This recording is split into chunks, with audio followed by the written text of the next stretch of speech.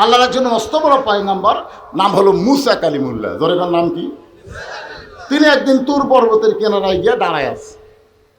আল্লাহ বলে, মুসা তোমার খবর কি? মুসা বলতেছে আলহামদুলিল্লাহ। আল্লাহ কয়, মুসা কি জন্য দাঁড়িয়ে আছো পাহাড়ের কিনারায়? বলে, আপনাকে একটা প্রশ্ন করব, তার উত্তর শোনার জন্য। তা আল্লাহ বলে, মুসা কি প্রশ্ন? মুসা বলতেছে, আল্লাহ আমার যা আছে তোমার তা নেই। আল্লাহ কয়, মুসা ঠিক হইলি, আমার যা আছে তোমার তা নাই। আল্লাহ বলে, মুসা এমন কথা বলা ঠিক না, আল্লাহর সাথে কারো তুলনা চলে। মুসা বলতেছে, আল্লাহ ভালো করে শোনো তো আগে, আমার যা আছে তোমার তা নাই, সেটা কি জানো? আল্লাহ বলে, সেটা কি? মুসা বলতেছে, আল্লাহ ভাইজান খুব খেয়াল করবেন, সময় এখন আমাদের আছে না না, বুঝে শুনে আমাদেরকে নেতা নির্বাচন করা লাগবে। আল্লাহ কোরআনে বলেন, লাকাদ কানা লাকুম ফি রাসূলিল্লাহি উসওয়াতুন হাসানাহ। ভাগ্য গুণে এমন একজন নবীর উম্মত হওয়ার কারণে আমরা সকলেই জবান খুলে বলবো আলহামদুলিল্লাহ। আল্লাহর প্রশংসা করার 3 নম্বর কারণ এই যে কোরআনের তাফসীর শুনতে আপনারা এসেছেন, এই কোরআন আল্লাহ আমাদেরকে কি স্বরূপ দান করেছেন? কি স্বরূপ? না না না, স্বরূপ। কোরআন যে আমরা শরীফ বলি না, যে কোরআন শরীফ, এখানেও লেখা আছে কোরআন শরীফ। আপনি গোটা কোরআন শরীফ পড়লে কোরআন শরীফ আপনি পাবেন, কোরআনুল হাকিম পাবেন, যেরকম ঠিক কিনা, কোরআনুল মুবিন পাবেন। কিন্তু এই আমরা শরীফ বলে, তাই বলে শরীফ বলা যাবে না, এটা কিন্তু আমি বলতেছিলাম, বলা যাবে। অনুনাজ্জিলু মিনাল কুরআনি মা হুয়া শিফাউ ওয়া রাহমাতুল লিল মুমিনিন। আয়াতে কারিমা শুধু তেলাওয়াত করলাম, আর একটা বাংলা স্লোগান আছে, আমি কি দিব? আমি যেই বলবো সব সমস্যার সমাধান, আপনারা বলবেন দিতে পারে আল কোরআন। যে আয়াতে কারিমা তেলাওয়াত করলাম, এরই বাংলা অর্থ সব সমস্যার সমাধান দিতে পারে আল কোরআন। আল কোরআনের আলো সংসদে জালো, কোরআন হাদিস যেখানে লিল্লাহে তাকবীর। এখন আসেন, আমি সেই পবিত্র কালামুল্লাহ শরীফ থেকে একটা আয়াতে কারিমা আপনাদের সামনে তেলাওয়াত করেছি। আমাদের বগুড়া জেলায় কোনো মানুষ যখন মারা যায়, এই মরার খবর শুনে সকলে বলে ইন্না লিল্লাহি ওয়া ইন্না ইলাইহি রাজিউন। আপনাদের গায়েবান্ধার খবর কি? একই খবর। কে মরলে? না, মানুষ মরলে না। কিছুদিন আগে একজন মেয়ে মানুষ মারা গেল, নাম হলো বেগম মতিয়া চৌধুরী। নাম শুনছেন আপনারা?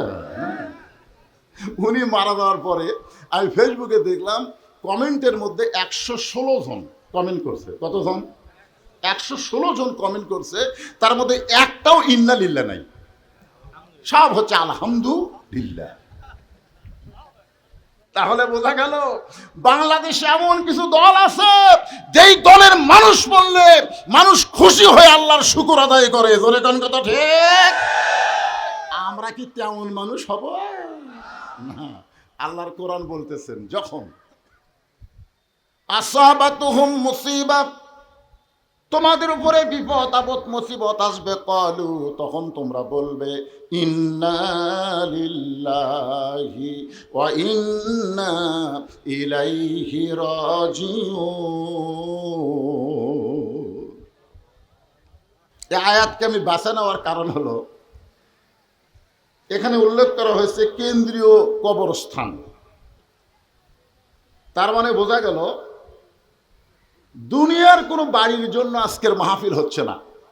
আজকের মাহফিল হচ্ছে মরে গেলে আমরা কোথায় যাব, সে গোরস্থানকে নিয়ে। ঠিক কিনা বলেন? কথা বলেন। কিন্তু যেদিন ডাক পড়িবে কবর মাঝে যাইতে, জোগাড় কিছু করছো বন্ধু তার মাঝে বিছাইতে। এই যুবকেরা, এই মশান মারতেছ, এখানে কোনোদিনও বলা হয়নি যে বুড়া হলে ডাক পড়িবে কবর মাঝে যাইতে, তা বলা হয়নি। বলা হয়েছে কিন্তু যেদিন, যেদিন, কোন দিন, কোন সময়, এইটা বলা হয় নাই।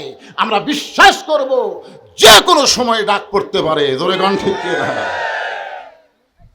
কি নিয়ে যাবেন কবরে? এক মনোযোগ দিয়ে কথাটা শোনেন, যাওয়া লাগবে না। রাসূল বলেছেন সর্বশেষে যেই ব্যক্তি কবরে যাবে, দুনিয়ার জীবনে তাকে 50,000 বছর কবরে থাকতে হবে। কত বছর? 50,000। তাহলে যেই বিল্ডিং বাড়িতে আপনি থাকতে পারবেন না, সেই বাড়ির প্রতি এত মায়া, আর যেখানে কমপক্ষে 50,000 বছর থাকা লাগবে, সেই কবরের কোনো খবর আমাদের কাছে আছে?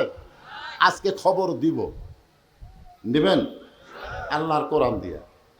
এই জন্যে সবাইকে একটু মনোযোগ দিয়ে কথা শুনতে হবে। আল্লাহ বলেছেন, ইয়া আইয়ুহাল্লাযীনা আমানু তাকুল্লাহা হাক্কা তুকাতিহি ওয়া লা তামুতুন্না ইল্লা ওয়া আনতুম মুসলিমুন।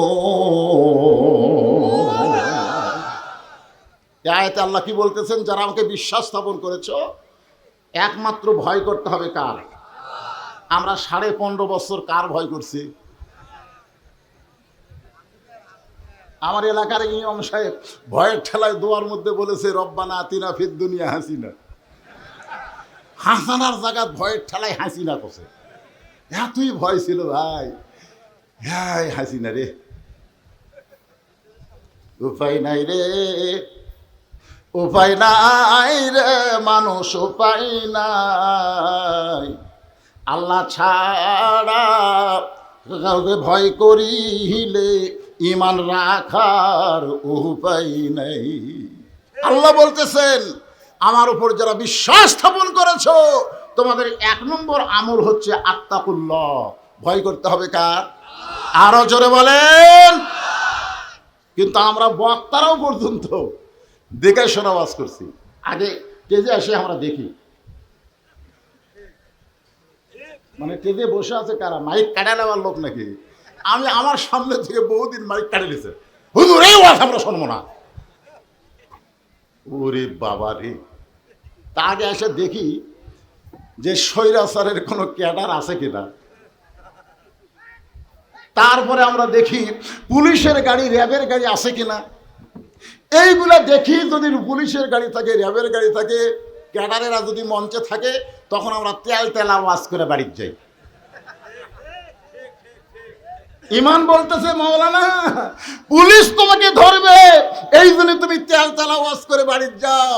গোবিন্দগঞ্জ পার হওয়ার পারবা না, আজরাইল তোমাকে গ্রেফতার করবে। জোরে খান কথা ঠিক কিনা? আপনার বলেন তো, কার ধরার গুরুত্ব বেশি, পুলিশ ধরা না আজরাইল ধরা? তাহলে কবরে যাওয়ার আগে আমাদেরকে ধরবে কে?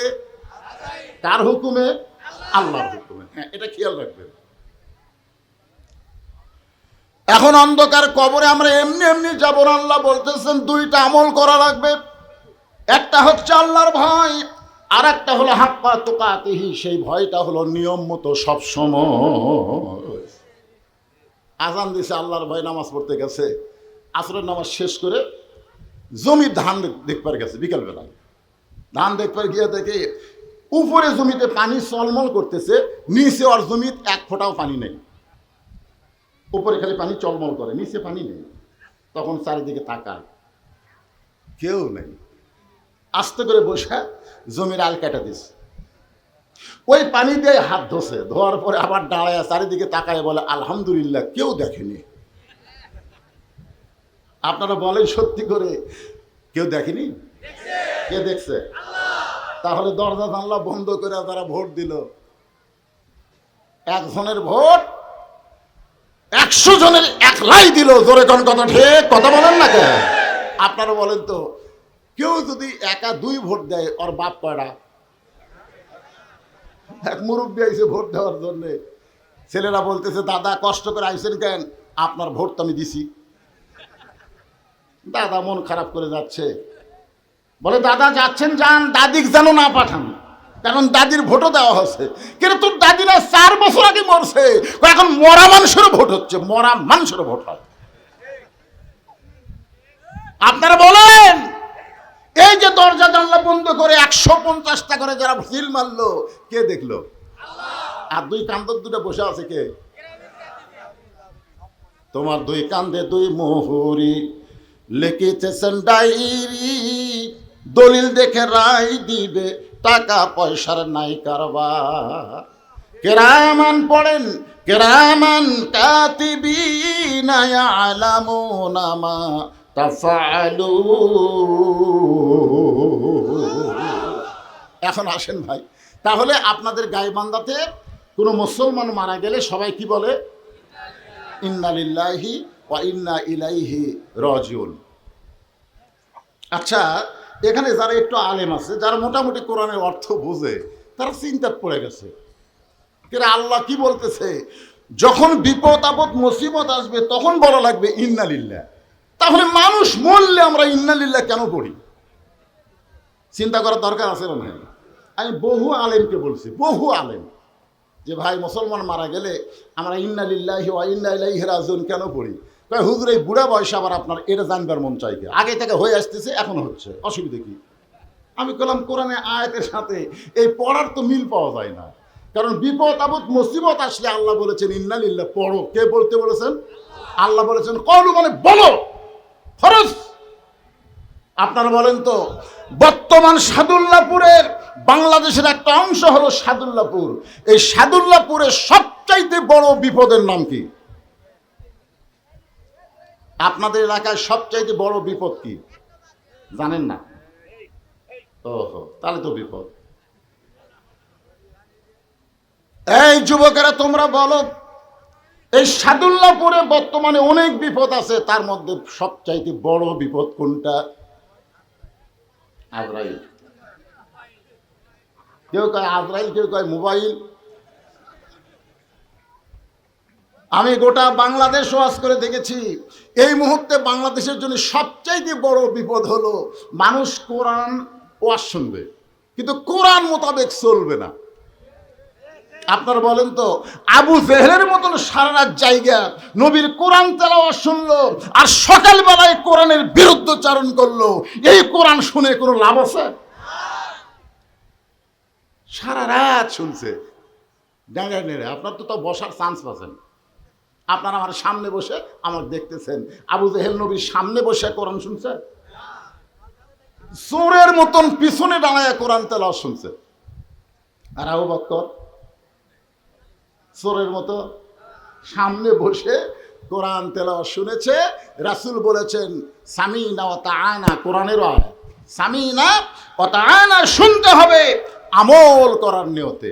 এখন সবচেয়ে বড় বিপদ হলো কোন বক্তা কোন ঢঙ্গে ওয়াজ করে, কোন বক্তার ওয়াজ মানুষ কেমন শোনে, এইটা নিয়ে চর্চা হয়, কিন্তু আল্লাহর কোরআন কিভাবে চলতে বলতেছে এই চর্চা বাংলাদেশের মুসলমানের নাই। ধরে কোন কথা ঠিক? জাবিয়াল বলবে এখানে তো বহু বক্তাইছে, এ বলতো এই বছরের মধ্যে কার ওয়াজ সারছে, এইটা গল্প হলো। ভাইজান, এটা হলো সবচাইতে বড় বিপদ। কোরআন শুনবে কিন্তু কোরআন আন্দোলন আনবে না, কোরআনের দল করবে না, কোরআনকে বাস্তব জীবনে আমল করবে না, এটাই হলো সবচাইতে বড় বিপদ। জোরে কোন কথা ঠিক কিনা? আপনারা বলেন এই কোরআনটা আসলে কি? এটা ওয়াজ শোনার ভিতর দিয়ে জানা যাবে না, কোরআনকে বুঝতে গেলে কোরআনকে গ্রহণ করা লাগবে। জোরে কোন ঠিক? আল্লাহর কোরআনকে যখন কেউ গ্রহণ করবে তখন তার চরিত্রটা কেমন হবে এইটা বোঝানোর জন্য আমি আপনাদের বলতেছি, কোরআনের শাসক বাংলাদেশের মতন ৯৬টা দেশের খলিফা, নাম হলো হযরত ওমর। নাম কি? নিজেরা আইন দিয়ে রাষ্ট্র চলায় না, আইন চলতেছে কার? সবসময় বিশ্বাস করে তাবারাকাল্লাযী বিয়াদিহিল মুলক, গোটা পৃথিবীর রাজত্ব কর্তৃত্ব মালিকানা একমাত্র তার হাতে। ওয়া হুয়া আলা কুল্লি শাইইন কাদির, একমাত্র সমস্ত ক্ষমতার মালিককে। আর আমাদের বাংলাদেশে ১৫.৫ বছর আওয়ামী লীগ ক্ষমতা ছিল রে, এখন সামনে কে যাবে? কার হাতে ক্ষমতা? একদল বলতেছে বিএনপি যাবি রে, আওয়ামী লীগ যদি না দাঁড়ায় বিএনপি যাবি রে। বিএনপির হাতে ক্ষমতা যাবে। আসলে ক্ষমতা কার হাতে? জোরে বলেন। কেউ যদি কোনো সময় বলে আওয়ামী লীগ ক্ষমতায় আছে, বিএনপি ক্ষমতায় আছে, অমুক দল ক্ষমতায় আছে, বলা মাত্র সে মুশরিক হয়ে যাবে। ক্ষমতার মধ্যে কোনো ভাগাভাগি চলবে না, একমাত্র ক্ষমতা আমার আল্লাহর। জোরে বলেন কথা ঠিক কিনা? ক্ষমতা যদি আওয়ামী লীগের হাতে থাকে পলালো কেন? এই কথা বলেন, পলালো কেন? তোমরা জানো না, আল্লাহ বহু আগেই বলে দিয়েছে। কি বলেছেন? তুযিল্লু মান তাশা ওয়া তুইজ্জু মান তাশা ওয়া তুযিল্লু মান তাশা বিয়াদিকাল খায়র ইন্নাকা আলা কুল্লি শাইইন কাদির। সম্মান দেওয়ার মালিককে, সম্মান দিয়া চেয়ারে বসানোর মালিককে, আবার অপমান করার মালিককে, ঘাট ধরে নামানোর মালিককে, ভালো মন্দর মালিককে, সমস্ত ক্ষমতার মালিককে। তাহলে তুমি কোন আক্কেলে কইলে 42 সাল 41 সাল পর্যন্ত কোন আক্কেলে কইলে? তুমি 4 তারিখে জানো না 5 তারিখ তোমার কি ঘটবে? জোরে কোন কথা ঠিক? আরে আফসোস, সময় চাইছিল, সময় চাইছিল 2 ঘন্টা আমার কয় 45 মিনিট দেওয়া হলো।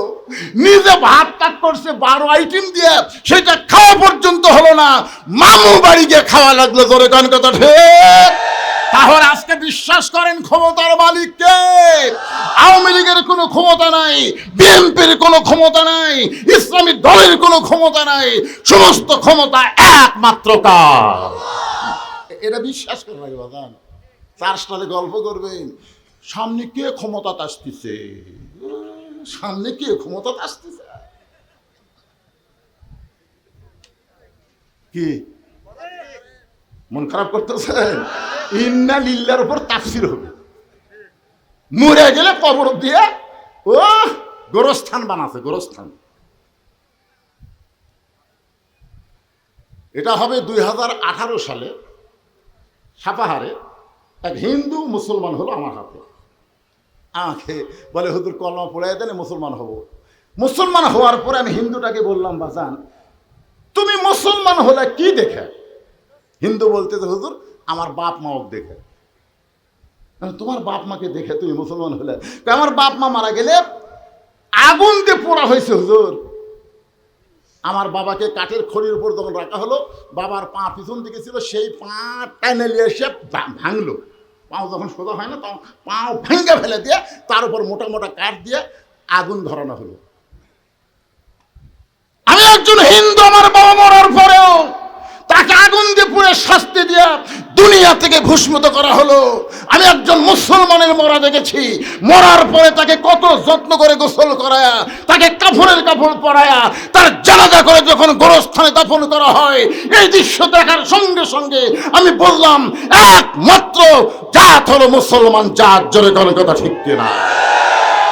আমি হিন্দু ধর্মকে আমার অন্তর থেকে বের করে দিয়ে আমি মুসলমান হলাম। দেখছেন, আর কিছুই দেখেনি, খালি মুসলমানের গোরস্থানে দাফন করা দেখে ওই মুসলমান হয়ে গেছে।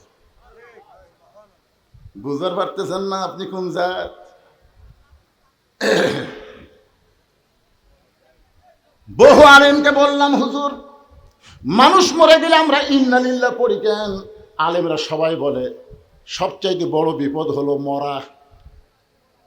সবচাইতে বড় বিপদ কি? মরা।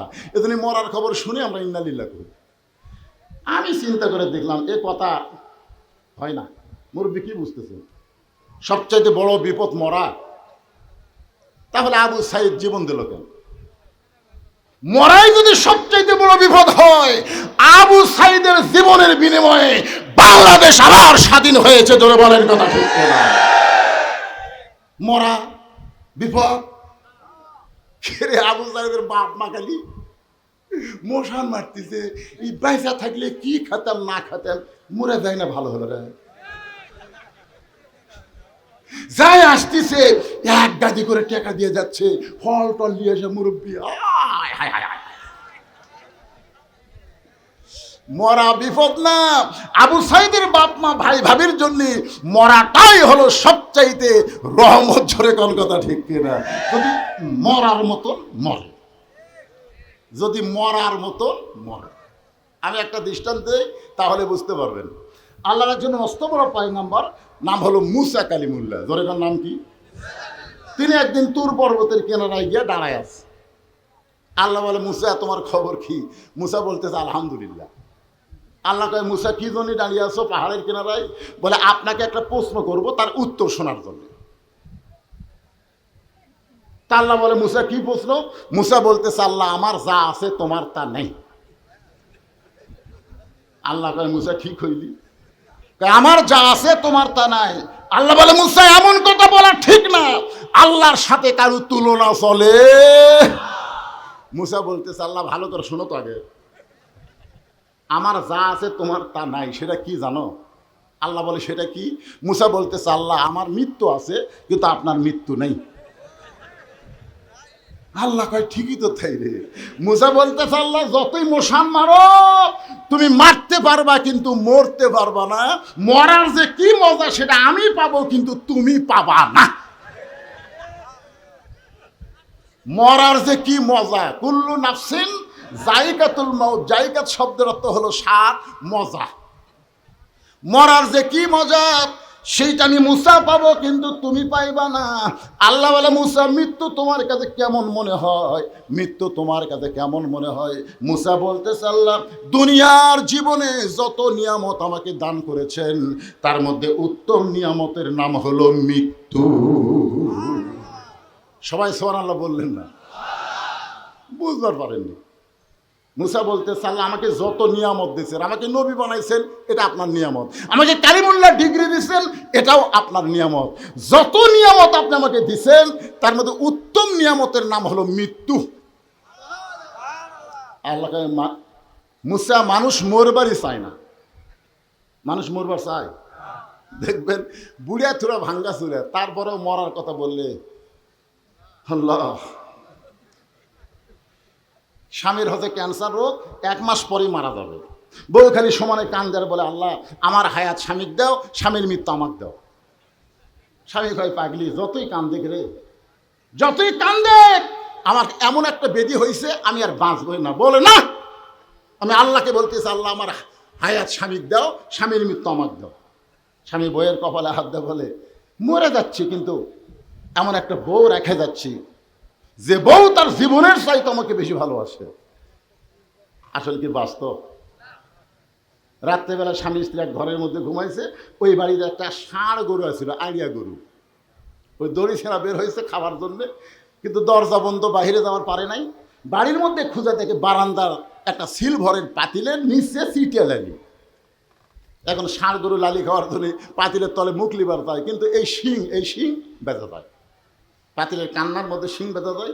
জোর করে যখন খাবার চাইছে, ছোট ছোট শিং তো ঢুকে গেছে।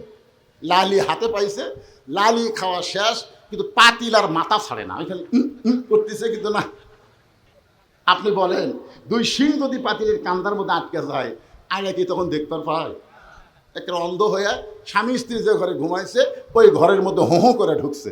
বলছিল্লায় বলে, বাবা আজরাইল ঢুকছি যখন, তাহলে আমার স্বামীর কাছে যাও, কারণ আমার স্বামী হলো ক্যান্সার রোগী। স্বামী কয়, কে রে বউ কি হয়েছে? বউকে আজরাইল আইছে তো তোমারে দেখাই দিলাম। স্বামী কয়, দিনের বেলা না কইলি আপনার মৃত্যু আমাকে দেখ, আমার হায়াত আল্লাহ আপনাকে দেখ। বউ বলে, মৃত্যুর কথা মুখে বলা যায় কিন্তু অন্তর থেকে মৃত্যু কেউ চায় না। ধরে কোন কথা ঠিক? আল্লাহ বলে, মুসা মৃত্যু তোমার কাছে পছন্দ হওয়ার কারণ কি? মৃত্যু তোমার কাছে নিয়ামত মনে হওয়ার কারণ কি? মুসা বলতেছে, আল্লাহ কারণ হলো 3টা। জোরে বলেন, কয়টা? আরো জোরে। 1 নম্বর কারণ হলো, না মরলে জান্নাতে যাওয়া যাবে না। এত সুন্দর জান্নাত আপনি বানায় রাখছেন, সেই জান্নাতে যদি যাবার চাই, মরা ছাড়া জান্নাতে যাওয়ার কোনো রাস্তা। আপনারা কি জান্নাতে যাবার চান? কারা কারা যাবার চান? আল্লাহকে একটু হাত দেখেন তো দেখি। লিল্লাহে তাকবীর। হাত তোলেন না, যাবার চাচ্ছেন না? ঘুম ধরছে? হাত নামান। হাত নামান। এখন জান্নাতে যদি যাবার চান, সত্যি আপনারা যাবার চান, আপনারা কি জীবিত অবস্থায় যাবার পারবেন না মরা লাগবে? জোরে বলেন, মরা লাগবে? তাহলে জান্নাতে যদি যাবার চাই, কি চাই? সকলে বলেন, মরতে চাই। জান্নাতে যাবার চাইলে কি চাই? আরো জোরে, জোরসে বলুন। ফেরেশতা কয়, আল্লাহ, জীবনে বহু মাহফিলে গেলাম, কিন্তু মরতে চাই মিছিল তো কোনো মাহফিল হয় নাই। আল্লাহ বলে, ফেরেশতা সাক্ষী থাক, যে বাংলার মুসলমান মরাকে নিয়ে কোনো টেনশন করে না, ওই বাংলাদেশে হাসিনার মতন স্বৈরাচারী জালেমার ক্ষমতায় কোনোদিন বসবে না। জোরে কোন কথা ঠিক? আমরা এতদিন আল্লাহ বাদ দিয়ে হাসিনার ভয় করার কারণ হলো আমরা মরবার চাই না। জোরে কোন কথা? কথা কন না কেন? কথা কন না কেন? আপনি যতই চেষ্টা করেন বাতিলের সঙ্গে আপোষ করে বাঁচার, আপনি বাঁচতে পারবেন না। নির্দিষ্ট সময় হলে আপনাকে মরা লাগবেই। জোরে কোন কথা ঠিক? তাহলে মরা যদি লাগে তো খামাখা আপোষ কার সাথে? কথা কয় না। আপোষ কার সাথে? নমরুদের আগুনের চুলার দিকে আমাদের জাতির পিতা আপোষ করে নাই, আপোষ করেছে আল্লাহর সাথে। জোরে কোন ঠিক কিনা? নমরুদ খালি বারবার কয়, ইব্রাহিম, যে আগুনের চুলা জ্বলাইছি, একবার তাকায় দেখ, একবার তাকায় দেখ, চড়কের রশি যখন টান মারবো আগুনের চুলার মধ্যে পড়ে তুই পুড়ে ছাই হয়ে যাবি। ইব্রাহিম, একবার কি বলবা না আমার আগুনের চুলার দিকে তাকায়া?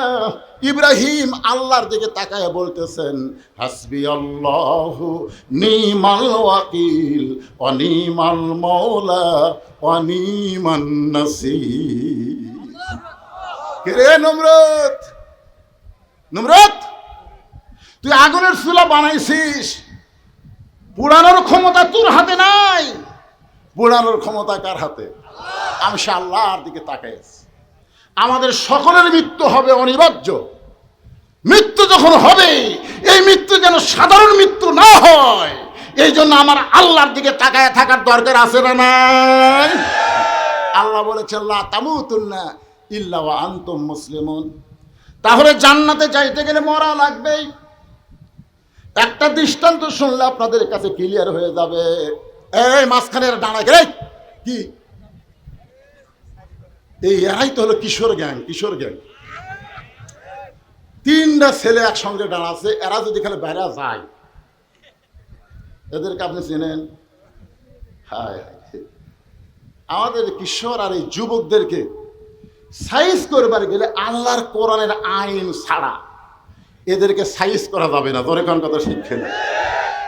আমাকে একজন বলল, হুজুর, আমাদের এলাকায় যুবকেরা যে হারে নিশা আসক্ত হয়েছে, আমাদের এলাকার যুবতী মেয়েরা যে হারে বেপর্দা হয়েছে, আমাদের এলাকার অনেক মুসলমান দাবি করে আজান হলে মসজিদে যায় না, এমনকি লুকে চুপে জুয়াও খেলা হয়। হুজুর, এই ব্যাপার আপনি ওয়াজ করবেন?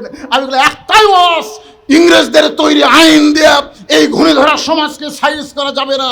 এইটাকে সাইজ করতে গেলে আল্লাহর কোরআনের আইন লাগবে। জোরে কোন কথা ঠিক কিনা? ডক্টর কামালের সংবিধান দিয়া এই বাংলাদেশকে সাইজ করা যাবে না। সাইজ করতে গেলে আল্লাহর কোরআনের সংবিধান লাগবে। জোরে কোন কথা ঠিক কিনা? সব সাইজ, সব সাইজ হয়ে যাবে। নামাজ পড়বো না তো দাদাও পড়বি, বেপর্দা হয়ে ঘুরবি, ফাতেমা হওয়ার জন্য প্রতিযোগিতা করবি। জোরে কোন কথা ঠিক কিনা? খালি আইনের দরকার, এ ওয়াজ দেখাম হবি না। 13 বছর নবী কম ওয়াজ করছিল, 400 বছর আবু জেহেলের কাছে গেছে, কলেমার দাওয়াত দিছে, তাও সারা ঘাট তেরা কলেমা গ্রহণ করেনি। জোরে কোন কথা ঠিক কিনা? কোরআন দিয়ে যখন আইন শুরু হলো, আবু জেহেলকে বদর যুদ্ধে ঘাড় সাইজ করে দিল। জোরে কোন কথা ঠিক কিনা? শুনবো না তোর ঘাড়ে শুনবি। আজকে আমাদের বাংলাদেশে এরকম সমস্যা কেন? ইন্না লিল্লাহ দিয়ে আপনাদেরকে একটু তাফসির করে বোঝাবার চাই ভাইজান। আর কে উঠবে নাকি? এই দেখ যুবক, ওই কি বাদাম বেচতেছে নাকি রে? এ কে বাদাম? আপনারা জানেন যাদেরকে ফেরেশতা পাহারা দিচ্ছে, যেই জায়গার মধ্যে বসে আছেন, আল্লাহ তাআলা এটা ইবাদতের মধ্যে শামিল করে নিয়েছে। ধরে কোন সুবহানাল্লাহ। আর বাদাম খান, যারা বাদাম খাচ্ছে একে পেটের কিন্তু দোষ হয়ে যাবে, এমন অসুখ হবি। হ্যাঁ, বাদাম খাবার দেন, একটু মনোযোগ দিয়ে শুনবেন। আল্লাহ বলে, মুসা মৃত্যুকে পছন্দ করার 2 নম্বর কারণ কি?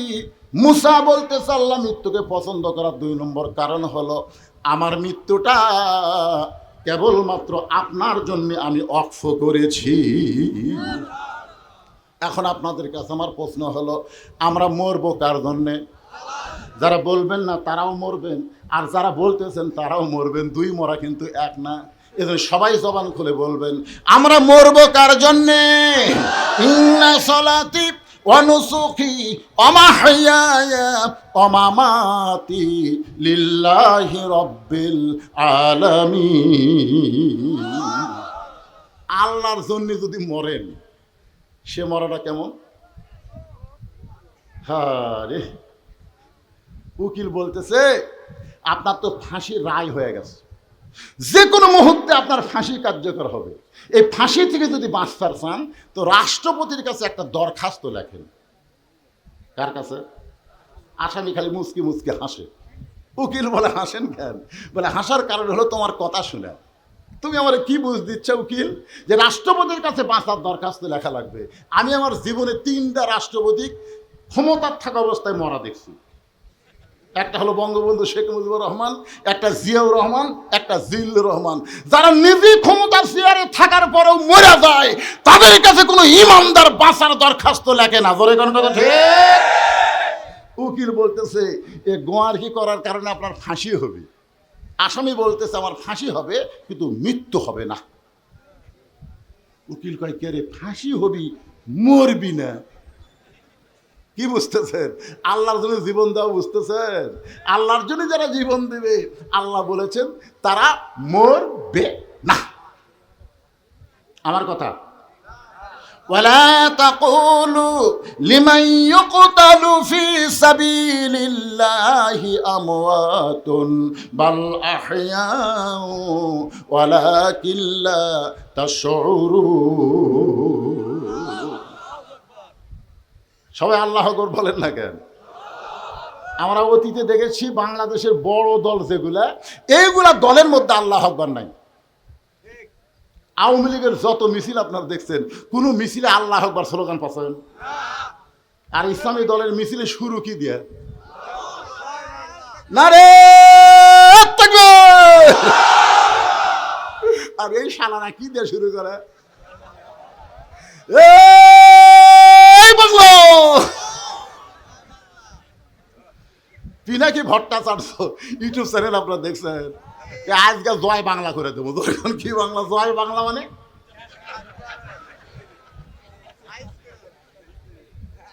আপনার বলেন তো, আওয়ামী লীগের মিছিলে কেউ যদি ভুল করে আল্লাহু আকবার বলে, ওকে মিছিলের মধ্যে রাখবি না হাত ধরে বার করে দিবে? এইটা আমাকে দলের স্লোগান লয়। তুই কোথায় পাইলি? বিএনপির মধ্যে আল্লাহু আকবার নাই। আপনারা এখানে যারা বসে আছেন, আপনারা আওয়ামী লীগ করেন, বিএনপি করেন, এই জন্য আল্লাহু আকবার বলতে আপনাদের সমস্যা হচ্ছে। আল্লাহর কোরআনের তেলাওয়াত শুনলে ঈমান বাড়ে না কমে? প্রমাণ কি? আল্লাহর কোরআন, ওয়াইজা তুলিয়াত আলাইহিম আয়াতুহু জাদাতুহুম ঈমানাও ওয়া আলা রাব্বিহিম ইয়াতাওয়াক্কালুন।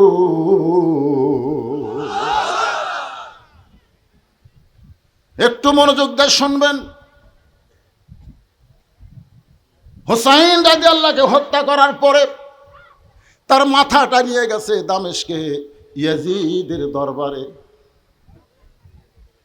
এরকম একটা গামলার ভিতর করে। কার ভিতর? ইয়াজিদ তখন ক্ষমতার চেয়ারে বসে আছেন।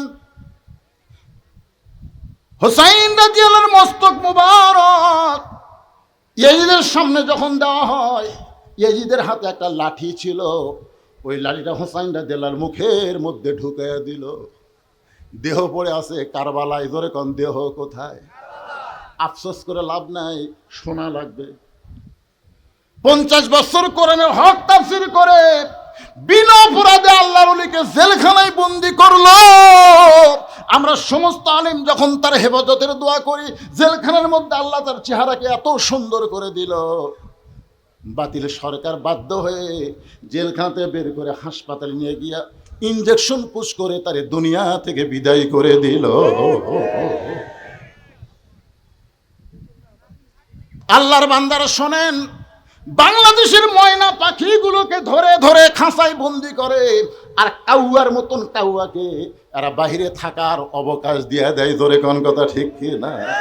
আমার সোনার ময়না পাখি,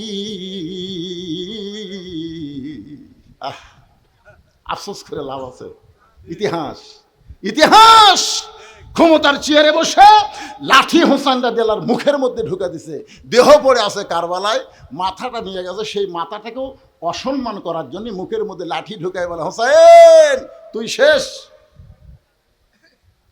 জিদ করে নানার ইসলাম প্রতিষ্ঠা করবি, আজকে ইয়াজিদ আমি বহাল তবিয়তে, তুই শেষ হয়ে গেছিস।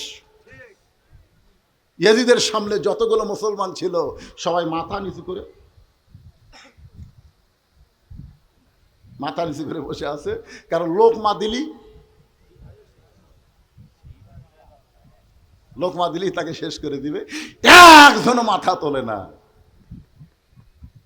আবু সাইদ চিন্তা করে, কেউ তখন মাথা তুলতিছে না, সবাই যখন বাতিলের ভয়ে আল্লাহর ভয় ভুলেই গেছে, ঠিক ওই সময় শুধু মাথাই তুললেন না, দুই হাত প্রসারিত করলেন, মার মার। এরকম জুলুমের অন্ধকারে বেঁচে থাকার কোনো লাভ নাই, ইমানের সাথে জীবন দিয়া আল্লাহর নূরানি ইমানের আলোতে আমি যাবার চাই। জোরে কোন কথা ঠিক? আবু সাইদের দেখানো পথে 1500 ছাত্র জনতা জীবন দিল। এত বছর আমাদের এত দল ছিলাম, স্বৈরাচারের কিছুই করতে পারি নাই। আল্লাহ কয় রক্ত বলেছে জমিনে, অস্ত্রের ভয় দেখেও আমার ইমানদারেরা আর লড়বে না। একজন পুলিশের আইজিপি স্বরাষ্ট্রমন্ত্রীকে বলতেছে, কি করব স্যার? সমানে গুলি করবেন। লাভ নাই, লাভ নাই তো, গুলি করি যেটা মরে ওই জায়গা ফাঁকা হলে আর একজন দাঁড়ায়, কেউ বাবারে মারল রে এই কথা বলে কেউ পালায় না। তাহলে আমরা কি করব? যখন বুঝতে পেরেছে বাতিলের সঙ্গে আপোষ করে বাঁচার চাইতে ইমানের সাথে জীবন দেওয়া অনেক ভালো। জোরে কোন কথা ঠিক? সবাই মাথা নিচু করে আছে ইয়াজিদের কাছে। আপনারা বলেন, আসরের ফরজ নামাজ কয় রাকাত? 3 রাকাতে যদি কেউ বসা লাগবে 2 রাকাতে, না হয় 4 রাকাতে, কিন্তু বসে গেছে 3 রাকাতে। এখন আপনারা যদি মনে করেন ইমাম সাহেব টাইটেল পাস, দাওরা পাস, এতদিন 4 রাকাত পড়াছে, আজকে 3 রাকাত পড়াছে, আমরাও পড়বো। আপনার এখন নামাজ হবে? জোরে এখন নামাজ হবে। সবাই যখন বসে আছে, শেষ কাতারে একজন মুসল্লি ভ্যান চলায়, অটো ভ্যান চলায়, ওই এখন বলছে আল্লাহু আকবার, আল্লাহু আকবার, মানে লোকমা দিছে। 3 রাকাতে বসা যাবি না তো, হুজুর আপনি বসলেন কেন? আল্লাহু আকবার, দাঁড়ান। ইমাম সাহেব বলতেছে মনে মনে যে আমি স্বৈরাচারী হচ্ছি, ভোট ছাড়াই ক্ষমতা থাকতে চাই। জোরে কোন কথা ঠিক কিনা? ওই আল্লাহু আকবার শব্দ শুনে সব মুসল্লি খাড়া হয়েছে, কিন্তু ইমাম দাঁড়ায় না। এখন আপনাদের কাছে আমার মন জানতে চায়, সমস্ত মুসল্লি কি ইমামের পক্ষে থাকবে না ভ্যানালার পক্ষে যাবে? কেন যাবে? কারণ ভ্যানালা যেটা করতেছি সেটা নিজের কাজ না। নেতা ভুল করলে তাকে লোকমা দিয়ে সাইজ করা হলো ইমানের দায়িত্ব। ধরে কোন ঠিক কিনা? কিন্তু কেউ সাইজ করে না, সবাই মাথা নিচু করে। তার মানে বোঝা গেল ইয়াজিদ যা করবে তাই, বাধা দেওয়ার কেউ। এমন সময় 80 বছর একজন বুড়া সাহাবী, 80 বছর একজন বৃদ্ধ মাজায় লাঠি ভর দিয়ে দাঁড়ায় গেছে। লাঠি ভর দিয়ে দাঁড়ায় বলতেছে, ইয়াজিদ তুমি যার মুখের মধ্যে লাঠি ঢুকাইছো তারে তুমি চিনো? সোনালো বলেন, ইয়াজিদ যার মুখে লাঠি ঢুকায় তুমি তিরস্কার করতেছো তাকে তুমি চিনো? যদি তুমি চিনতে পারো তাহলে এরকম বেয়াদবি কথা তুমি বলতা না। আজকে যে আলেমদেরকে তুমি ইয়াজিদের মতন স্বৈরাচারী হয়ে বিনা অপরাধে জেলখানায় ঢুকাইছো, অনেক আল্লাহর কোরআনের নেতাদেরকে বিনা অপরাধে তুমি ফাঁসির মঞ্চে নিয়ে গেছো। ধরে কোন কথা ঠিক না? তুমি কি তাদের চিনো? চিনো না। একই অবস্থা। ওই বুড়ো সাহাবীর নাম হলো আনাস ইবনে মালিক। জোরে বলেন বুড়াটার নাম কি? আনাস ইবনে মালিক। ঠিক মতো দাঁড়াবার পারে না, লাঠি ভর দিয়ে দাঁড়ায় বলতেছে, ইয়াজিদ, তুমি যার মুখে লাঠি দিয়ে তিরস্কার করতেছ তার কি তুমি চিনো? চিনো? আমি একাধারে 10 বছর আল্লাহর নবীর খাদেম ছিলাম। সুবহানাল্লাহ বলেন। ওই বুড়া সাহাবী বলতেছে, আমি একাধারে 10 বছর আল্লাহর নবীর খেদমত করেছি। নবী ফরজ নামাজগুলো মসজিদে জামাতের সঙ্গে আদায় করতেন, নিজে ইমামতি করতেন, আর সুন্নত নফলগুলো আল্লাহর নবী বাড়িতে পড়ায় পছন্দ করতে। ফরজগুলো নবী কোথায় পড়তেন? জোরে বলেন কোথায়? মসজিদে। আর সুন্নত নফলগুলো বাড়িতে পড়তেন। আল্লাহ রাসূল বলেছেন, বাড়িকে তোমরা ভূতের বাড়ি বানায়ো না। বাড়িকে মাঝে মধ্যে নামাজ পড়া দরকার আছে না? কোন নামাজ? ফরজ। আনাস ইবনে মালিক বলে, আল্লাহর নবী বাড়িতে নফল নামাজের নিয়ত করলেন। নবী রুকু করে যখন সেজদায় গেছে, এমন সময় ওই হোসাইন যার মুখে লাঠি ঢুকাইছো, ওই হোসাইন কোত্থেকে দৌড়ে এসে নানার পিঠে লাফ দিয়ে চড়ে বলতেছে, চল ঘোড়া চল, চল ঘোড়া চল। আমি আনাস আশ্চর্য হয়ে গেলাম। নবীর পিঠে চড়ে চল ঘোড়া বলতেছে। আমি হোসেনের বেয়াদবি দেখে আর সহ্য করতে পারলাম না। আমি আস্তে করে গিয়া নবীর পিঠ থেকে যখন হোসেনকে নামাবার চাই, এমন সময় আল্লাহ নবী নামাজ পড়া অবস্থায় আমাকে নিষেধ করলেন। কিছুক্ষণ পরে হোসাইন বলতেছে, যেই ঘোড়া চলে না এই ঘোড়ার পিঠে খামাকা বসে থেকে কি করব? যখন হোসাইন রাগ করে চলে গেছে, এমন সময় নবী নামাজ শেষ করে চোখের পানি নিয়ে আমি বললাম, নবী গো, এত বড় বেয়াদবি করতেছে, আমি পিঠ থেকে নামাবার চাইলাম, আপনি কেন নামাজ পড়া অবস্থায় নিষেধ করলেন? আল্লাহ নবী বলে, রে আনাস, তুমি কি জানো আমি হোসেনকে পিঠ থেকে নামাবার চাইছিলাম, কিন্তু নামাজের মালিক আল্লাহ বলে, হাবিব, আপনি নবী যেমন হোসেনকে ভালোবাসেন, আমি আল্লাহ তেমন ভালোবাসি। আপনার ঘোড়া বানায় খেলতেছে, আমি আল্লাহর বড় ভালো লাগতেছে। যতক্ষণ আপনার পিঠে বসে থাকবে, আপনি সেজদা থেকে মাথা উঠাবেন না। ইয়াজিদ, নবীরে ঘোড়া বানাইলে আল্লাহর ভালো লাগে, আর তার মুখে তুমি লাঠি ঢুকায় বলতেছো তুমি শেষ, তুমি শেষ। আল্লাহর নবী মসজিদ নববীর মধ্যে ওয়াজ করতেছেন। মসজিদ নববী, এই যুবকেরা, মেসি নেইমারের ভক্ত হস? হ্যাঁ, মেসি নেইমার রাত 3টা পর্যন্ত আর্জেন্টিনার খেলা দেখে, ফজর আজান শুনে ঘুমায় যায়। এরা মুসলমান। 3টা পর্যন্ত কার খেলা দেখে? মেসির খেলা দেখে। কোন দিক দিয়ে গোল দেয়, পরের দিন ওটাই আর কি টক শো। আর 3টার সময় আর সালাতো, 3টার সময় ঘুমায় যায়, আর সালাতো খায়ুর নাম শোনার পরে চেতন পায় না। ও কি মুসলমান? কথা বলেন, মুসলমান? লা সালাত আলা দীনা, যার নামাজ নাই তার কোনো ধর্ম নাই। বাইনাল আবদি ওয়াল কুফরি তরকুস সালাত, বান্দার কাফেরের মধ্যে পৃথক করার জিনিস তার নামই হলো নামাজ। এখন আপনারা বলেন, হুজুর যৌবনকালে পড়তেছে না, বুড়া বয়সে পড়বে? ঘুষের চাকরি যতদিন করতো ততদিন তওবা করেনি। যেই চাকরি গেছে তখন আল্লাহর কাছে বলতেছে, আল্লাহ, আজ থেকে আমি আর ঘুষ খাবো না, আল্লাহ আমি আর ঘুষ খাবো না। আল্লাহকে ইয়ার কি মারিস? যতদিন তোর ঘুষের চাকরি ছিল ততদিন তুই তওবা করিসনি, চাকরি গেছে আর তওবা করতেছিস। বুড়া বয়সে কাঁদতেছে আর বলতেছে, আল্লাহ আমি আর চুরি করব না, আমি আর চুরি করব না। আল্লাহ বলতে, তুই চুরি করে পারবো? সারা জীবন যৌবন শয়তানত দিয়ে বুড়া বয়সে শালা সিয়াল্লে মসজিদে গেছে। এরকম কিছু বুড়া আছে না? নাই কথা কন না কেন? হ্যাঁ, সারা বছর শয়তানি করেছে, এখন মসজিদে কাতার সোজা করে মুসল্লি নামাজ পড়বে, এইটাও পড়বা দিবি না, মাঝখানে এক চেয়ার বসায় দিছে। আপনারা জানেন নামাজের ভিতরে এবং বাহিরে 13টা ফরজ, তার মধ্যে একটা ফরজ হলো দাঁড়িয়ে নামাজ পড়া। ধরে কোন কথা ঠিক কিনা? তুমি কত বড় মরদ হয়ে গেছো, চেয়ার নিয়ে আল্লাহর সামনে বসেছো। এই জন্য আমার ওয়াজ আছে, কোনো মসজিদে কোনো চেয়ার থাকলে ওই চেয়ার কেউ যদি ভাঙবার পারে, একটা ওমরা হজের সওয়াব আল্লাহ তাকে দান করে দিবে। মান সাল্লাল্লাহু তাআলা আশ-শাহাদাতু বিসিদকিন বাল্লাগাহুল্লাহু মানাজিলা শুহাদা ওয়া মাতা আলা ফিরাশিহি, রাওয়াহুল বুখারী কিতাবুল মাগাজি। জোরে বলেন মারহাবা। কি আপনাদের মসজিদে চেয়ার আছে? থাকলেই বুঝবেন কাতার শেষ। আল্লাহর বান্দার একটু মনোযোগ দিয়ে শুনবেন। নবী আমার সাহাবীদেরকে নিয়ে আলোচনা করতেছে। আনাস বলে, ইয়াজিদ, যার মুখে তুমি লাঠি ঢুকাইছো তাকে তুমি চিনো? সাইয়্যিদুশ শাবাবি আহলিল জান্নাহ, জান্নাতি যুবকদের সর্দার হবে দুইজন, একটা হলো হাসান আর একটা হলো হুসাইন। যুবকেরা একটু মনোযোগ দিয়ে শোনো। হাজার হাজার সাহাবী নবীর ওয়াজ শুনতেছে। সমস্ত সাহাবী যখন ওয়াজ শোনে তখন নবী ব্যাকুল হয়ে গেছে, কথা বলতেছে।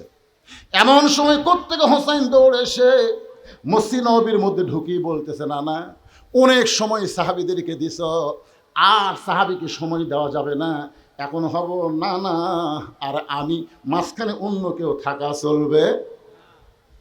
এমন সময় আবু বকর বলে, হুযায়ফা, এত দামি কথা নবী বলতেছে, এখন যদি হোসাইন নবীর ওয়াজটা বন্ধ করে দেয়, দামি কথা দেখে কিন্তু আমরা বঞ্চিত হব। কারণ নবী যেগুলো কথা বলে এগুলা নবী বলে না, এগুলা কে বলা? মা ইয়ান্তিকু আনিল হাওয়া ইন হুয়া ইল্লা ওয়াহয়ুন ইউহা। আল্লাহু আকবার। আমি কি কোরআনে আয়াত তেলাওয়াত করলাম না? হ্যাঁ, তা আপনার কিছুই দেখুন না। একটু মনোযোগ দিবেন। হুযায়ফাতুল ইয়ামিন দৌড়ে গিয়া হোসেনকে কোলের মধ্যে নিয়ে বলতেছে, বাবু, এখন তোমার নানা দামি দামি কথা বলতেছে, সেই কথা সাহাবীরা পাগলের মতো শুনতেছে, এখন তুমি নানার কাছে যাইও না। সঙ্গে সঙ্গে হোসেন বলে, রে নানার সাহাবীরা, আমার নানাকে চিনো বলে নানার দামি কথা শুনতেছো, আমাকে চিনো না বলে নানার কাছে আমাকে যাবার দিচ্ছ না। আজকে শুনে নাও, ওই নানার চাইতে কোনো অংশে আমি ছোট না। আমার নানাকে চিনো, এ কারণে নানার ওয়াজ শুনতেছ। আমাকে চিনো, আমাকে চিনো না বলে নানার কাছে আমাকে যাবার দিচ্ছে না। আজকে শুনে নাও, ওই নানার চাইতে আমি নাতি কোনো অংশে ছোট না। যেই কথা ছোট না, হযরত আলী মারছে দৌড়। কি রে, কার সাথে কার তুলনা রে? হ্যাঁ, কুটি কি, যাকে আল্লাহ বলেছে ওরা ফানা লাকা যিকরাক, সে নবীর সঙ্গে আমার ছোট্ট হোসাইন তুলনা করে কাম তো সারছে। দৌড়ে হুযায়ফার কোল থেকে কাড়িয়ে নিয়ে মুখে একটা ঠাসি মারছে। এই পাগল, কার সাথে তুলনা করিস? মুখ থেকে যখন হাতটা টান দেয়, এমন সময় হোসেন বলে, রে নবীর সাহাবীরা, আগে একজন সাহাবীর কোল থেকে বলেছি নানার চাইতে কোনো অংশ আমি ছোট না, এখন বাবার কোল থেকে বলতেছি ওই নানার চাইতে আমি হোসেন অনেক বড়, কিন্তু আমারে তোমরা চিনো না। যেই কইছে অনেক বড়, সঙ্গে সঙ্গে ওমর ফারুক বলে, আলী, এত বড় বেয়াদবি আর সহ্য করতে পারি না, তোমার সন্তানকে তুমি সামাল দাও। আলী যখন হোসেনকে নিয়ে বাড়ির দিকে যাবার চায়, এমন সময় ইয়াতীম নবী আমার দাঁড়িয়ে বললেন, আলী রে, আমার কাছ থেকে আমার কলিজারে তুই আলাদা করিস না। যেই বলেছে আলী রে, আমার কাছ থেকে আমার কলিজারে তুই আলাদা করিস না, সঙ্গে সঙ্গে আলী যখন হোসেনকে ছাইড়া দেয়, হোসেন রক্ত মাখা মুখ নিয়ে এক দৌড়ে নানার কাছে এসে নানার গালে মুখে চুমা খাইয়ে বলে, নানা, আপনাকে ছাড়া আমি বাঁচবো না। এদিকে কারবালার প্রান্তরে কেউ যখন হোসেনের সঙ্গে নাই, নানার ইসলামকে গালিব করার জন্যে ৭২ জন সঙ্গী নিয়ে নিজের জীবন আল্লাহ রাস্তায় কুরবানি দেয়। নানা, নানা, আপনাকে আমি আমার জীবনের চাইতে ভালোবাসি নানা। নানা, অনেক সময় হলো আপনাকে পাচ্ছি না, তাই রাগ করে বলেছি নানার চাইতে কোনো অংশে ছোট না। নবী বললেন, এ পর্যন্ত শোনা যাচ্ছিল, তুই যদি আমাকে ঘরের মধ্যে একলা বলতি আমি কিছুই বলতাম না, কিন্তু এতগুলো সাহাবীর সামনে এ কথা বলা ঠিক হলো? তুই ঘরের মধ্যে আমাকে বলতিস যে নানা আপনার চাইতে আমি বড়, আমি কিছুই মনে করতাম না, কিন্তু উমর যে খাবার খেপছে এখন তুই বলবি ঘরের মধ্যে কহ, এতগুলো সাহাবীর সামনে বলছিস, তুই কেমনে আমার চাইতে বড় হইলি? একটা বার সাহাবীদের সামনে একটু প্রমাণ কর। হোসাইন বলতেছে, না না রে, তোমার হোসেন ছোট্ট হবার পারে, কিন্তু হিসাব ছাড়া কথা কোনোদিন বলে না। ওমর ফারুক বলে, হোসাইন তুই ছোট্ট মানুষ, কি হিসাব? হোসাইন বলে, না না, তোমার আমার মধ্যে কথা হয়, মাঝখানে উমর মাথা মারে, কারণ কি? রাসূল বললেন, এজলিস ইয়া উমর, উমর তুমি বসো। হোসেন বলে, না না, আমার জীবনের 1 নম্বর হিসাব হলো আমার মা আর তোমার মা। বলো না না, বলো, এই 2 জনের মধ্যে কার মা বড়? গভীর রাত্রে হযরত আলীকে বুকের মধ্যে নিয়ে ফাতেমা কাঁদতেছে। আলী বলে, ফাতেমা কান্দার কারণ কি? বলে, আল্লাহ পাক আমার দোয়া কবুল করেছে। আলী মুস্কি মুস্কি হাসি আর বলে, ফাতেমা, দোয়া কবুল হলে মানুষ আনন্দ করে, তুমি কান্দো কেন? বলে, স্বামী কি দোয়া করছে আপনি কি শুনবেন না? আলী বলে, কি দোয়া কবুল করছে আল্লাহ? বলে, আল্লাহ যেন আমাকে পর্দার মধ্যে মৃত্যু দেয়, এই পর্দার মধ্যে মৃত্যু হবে, এই দোয়া আল্লাহ কবুল করেছে। আলী হাসতেছে আর বলতেছে, পাগলি রে, সারা জীবন যে পর্দার মধ্যে থাকলো তাকে তো আল্লাহ পর্দার মধ্যেই মৃত্যু দিবে। ফাতেমা বলে, স্বামী, আমার মৃত্যু কখন হবে এইটা কি আপনি জানবেন না? আলী বলে, ফাতেমা, মৃত্যুর কথা কেউ কোনোদিন জানে না। ফাতেমা বলে, স্বামী, আল্লাহ পাক আমাকে জানাইছে আজকে গভীর রাত্রে ফাতেমার মৃত্যু হবে। গাছের গোড়া কাটলে গাছটা যেমন ঠাস করে পড়ে যায়, হযরত আলী পড়ে গেলেন তেমনি ঘরের মাঝায়। মা ফাতেমা মুস্কি মুস্কি হেসে স্বামীর মাথাটা উরাতের উপরে নিয়ে কপালে একটা চুম্বন দিয়া খান্দের বলে, স্বামী গো, এমন করে আপনি কাঁদবেন না, কারণ দুনিয়া থাকার জায়গা না, আসলে যাইতে হবে। এই দুনিয়া থাকার জায়গা, কথা কন না কেন, থাকার জায়গা? ওরে বাবা, কি দেখতেছেন? 6 তলার ভিত দিছি ভাই, 5 তলা হচ্ছে, এখনো 1 তলা রড বেড়ে আছে। 2 কান্দে 2 ফেরেশতা, শয়তান উপর দিকে না তাকা, নিচের দিকে তাকা, নিচের দিকে তাকা। তুই যতই বিল্ডিং 6 তলা 7 তলা বানা, তোর ঠিকানা 5 তলায় হবে না, তোর জায়গা হবে নিচ তলায়। জোরে বলেন কথা ঠিক? নিচতলা মানে কি? কথা কয় না, একটু মনোযোগ দিয়ে শুনবেন। ফাতেমা বলে, স্বামী গো, আমি মরে যাওয়ার পর আমার 3টা চাওয়া আপনাকে গ্রহণ করা লাগবে, 3টা চাওয়া আপনাকে কবুল করা লাগবে। আলী কান্দার বলে, ফাতেমা, গরিব ছিলাম বলে দুনিয়াতে কিছুই চাইলা না, মরার পরে কি চাইবা ফাতেমা? বলে, 1 নম্বর চাওয়া হলো রাতের অন্ধকারে আমাকে দাফন করবেন, পর্দার মধ্যে মৃত্যুবরণ করব, দিনের বেলায় কবর দিবেন চলবে না, রাতের বেলায় আমাকে দাফন করবেন। আমার 2 নম্বর চাওয়া হলো আমার কোনো জানাজার ব্যবস্থা করবেন না। আলী বলে, ফাতেমা, হাজার হাজার মানুষ তোমার জন্য দোয়া করবে। ফাতেমা কত ভালো। ফাতেমা মুস্কি মুস্কি হাসের বলে, 1,00,000 মানুষ যদি ফাতেমা বলে ভালো, আর আপনি যদি বলেন ভালো না, ফাতেমার 1 তিল পরিমাণ লাভ হবে না। আর দুনিয়ার তামাম মানুষ যদি বলে ফাতেমা খারাপ, আর আপনি যদি বলেন আমার বউ ফাতেমা ভালো, স্বামীর সার্টিফিকেট আল্লাহ 8টা জান্নাতের দরজা খুলে দিবে। ওগো স্বামী, আমার 3 নম্বর চাওয়া হলো আমার লাশটা খাটনিতে তুলবেন না, কারণ একজন মেয়ের পর্দা কবর দেওয়া পর্যন্ত, মাটি দেওয়া পর্যন্ত, লাশটা খাটনিতে যখন তুলবেন 4 জন পুরুষ মানুষ ফাতেমার লাশ কাঁধে নিবে। এমন পুরুষ আমি ফাতেমা খুঁজে পাইলাম না। আমার বাবা যদি দুনিয়াতে থাকতো, মরা মেয়ের লাশের খাটনি বাবা কাঁধে নিবার পারত, কিন্তু 6 মাস আগে আমার বাবা আমাকে ছেড়ে চলে গেছে। আমার হাসান হোসেন এত ছোট, তাই বাধ্য হয়ে আপনি একা জান্নাতুল বাকির পূর্ব কোণায় সবুজ রঙের একটা বাতি জ্বলতেছে, ওই বাতি বরাবর আমাকে দাফন করে দিবে।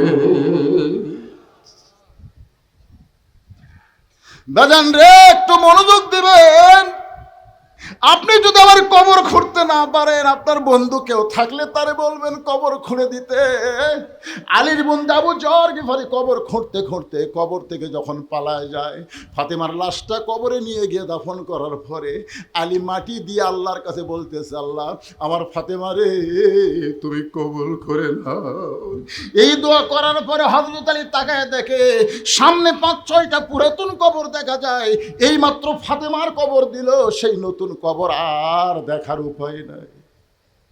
গোটা জান্নাতুল বাকি দৌড়ায় আর বলে, ফাতেমার কবর আমার ফাতেমার কবর নিজের হাতে দিলাম, সেই কবর কোন জায়গায়?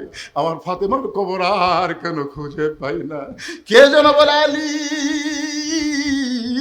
ফাতেমা পর্দা নিশি, আমি আল্লাহ জোহরা ডিগ্রি দিয়া ফাতেমার কবরটাকে কিয়ামত পর্যন্ত পর্দা করে দিয়েছি। নবী কান্দের বলে, হোসাইন রে, আমার মা আমিনা জান্নাত পাবে কি পাবে না সেই গ্যারান্টি আমি দিবার পারবো না। আর হোসেনের মা ফাতেমা শুধু জান্নাত পাবে না, জান্নাতি নারীদের নেত্রী হবে। আমার মায়ের চাইতে হোসেনের মা ফাতেমা আল্লাহর কাছে কোটি কোটি গুণ বড়। হোসেন বলে, না না, আচ্ছা ঠিক আছে, মায়ের দিক দিয়ে তো আমি বড় হলাম, তো বাপের দিক দিয়ে?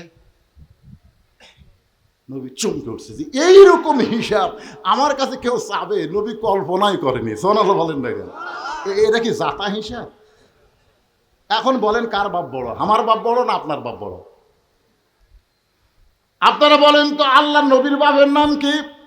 আব্দুল্লাহ। জোরে বলেন, নাম কি? জান্নাত পাওয়ার কোনো গ্যারান্টি। আর হোসেনের বাপের নাম কি? জান্নাত পাওয়ার গ্যারান্টি কে দিছে? আরো জোরে। এই দুনিয়াতে সমস্ত সাহাবীরাই জান্নাত যাবে, কোন সাহাবীরা জাহান্নামী হবে এইটা বলার শক্তি আমাদের নাই। রাদিয়াল্লাহু আনহুম ওয়ারাদু আন যালিকা লিমান খাশিয়া রাব্বা, এই আয়াতটা প্রমাণ করে দিল যাদের নামের শেষে রাদিয়াল্লাহ দেখা থাকবে তারা বিনা হিসাবে জান্নাতি হবে। এই জন্য সাহাবী নিয়ে কোনো সমালোচনা করা যাবে, সবাই জান্নাতি। কিন্তু 10টার নাম আশারে মুবাশশারা, 10 জন, তার মধ্যে 4 নম্বরে কার নাম? এই ছেলে পেলে কথা কও না কেন রে বা? এইগুলো নম্বর জানো না আপনারা? 1 নম্বর আবু বকর, 2 নম্বর উমর, 3 নম্বর ওসমান, 4 নম্বর আল্লাহ রাসূল বললেন নম্বরের দিক দিয়ে আলী 4 নম্বর হতে পারে, কিন্তু আমার 4 জন সাহাবী 1 নম্বর।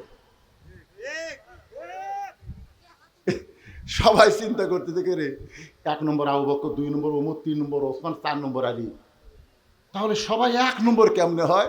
আল্লাহ রাসূল বললেন নরমে 1 নম্বর আবু বকর, গরমে 1 নম্বর উমর, সম্পদে 1 নম্বর ওসমান, আর জ্ঞানে 1 নম্বর আলী। তাহলে সবাই কয় নম্বর? কিন্তু একসাথে তো বলা যাবে না, এই জন্যে একটু নম্বরের দরকার আছে না নাই? আবু বকর 1 নম্বর, উমর 2 নম্বর, ওসমান 3 নম্বর, 4 নম্বর আলী। রাসূল কান্দার বলে, হাসান হোসাইন রে, তোমার বাবা আলী শুধু জান্নাতি নয়, সার্টিফিকেট পাওয়া একজন মানুষ। আমার বাবা আব্দুল্লাহর চাইতে তোমার বাবা আলী কোটি কোটি গুণ আল্লাহর কাছে বড়। এবার হোসাইন দৌড়ে গিয়া নানার হাত ধরে বলে, নানা এটাই আমার শেষ প্রশ্ন। নানা এখন বলো তো, আমার নানা আর তোমার নানা, এই 2 নানার মধ্যে কোন নানা বড়? আমার নানা তোমার নানা, এই 2 নানার মধ্যে কোন নানা বড়? সঙ্গে সঙ্গে ওমর ফারুক দৌড়ে এসে হোসেনকে টানে বুকের মধ্যে নিয়ে মুখে চুমা খায় আর বলে, আলী রে, আমি উমর না হয় মূর্খ মানুষ, কিন্তু তুমি জ্ঞানী হইয়া এই মুখের উপরে এত জোরে ঠাসি কেন দিলা? আপনারা কি বলতেছেন, কি বুঝতেছেন? ওমর ফারুক বলতেছে, আলী আমি না হয় মূর্খ, কিন্তু তুমি জ্ঞানী। আপনারা বলেন তো, পৃথিবীর মুসলমানের মধ্যে 1 নম্বর জ্ঞানীর নাম কি? আরো জোরে, জোরসে বলেন। আনা মাদিনাতুল ইলমে ওয়া আলী ও বাবুহা। সাহাবীদের নিয়ে রাসূল খাচ্ছেন, রাসূলের পাশে বসে আছেন হযরত আলী। আলীর জ্ঞান দেখার জন্য আলী খুরমা খেজুর খাচ্ছে আর বিচিটা আলীর সামনে রাখতেছে। আলী যখন অন্যদিকে মন দেয়, ফট করে বিচি রেখে। এক সময় রাসূল বলতেছে, দেখো আমার আলীর পেটে এত খিদে, কতগুলো খেজুর একলাই খাচ্ছে, বিচি ঠিক হয়ে গেছে। আলী বলতেছে, ভাই আমার পেটে খিদা বেশি, এই জন্য বিচিও বাড়াছে বেশি। তোমরা বলো তো ক্ষুধা বেশি কার, যে বিচি বার করা খায় না বিচি সহ খায়? সবাই বলতেছে ক্ষুধা তারই বেশি যে বিচি সহ খায়। নবীর সামনে তাকায় দেখো একটাও বিচি নাই। এখন বলো ক্ষুধা কার বেশি? সঙ্গে সঙ্গে নবী দাঁড়িয়ে বললেন, আলী আজ থেকে তোর ডিগ্রি হলো আনা মাদিনাতুল ইলম ওয়া আলী ও বাবুহা। ওমর ফারুক হোসেনকে বুকের মধ্যে নিয়ে বলে, হোসাইন, তোমার নানার নানা ওয়াহাব জুহুরিকে দুনিয়ার কেউ চিনে না। আর হোসেনের নানা স্বয়ং আল্লাহ কোরআনে করেছেন ঘোষণা, ওয়া ইন্নাকা লাআলা খুলুকিন আযীম। নবীর নানার চাইতে হোসেনের নানা কোটি কোটি গুণ বড়।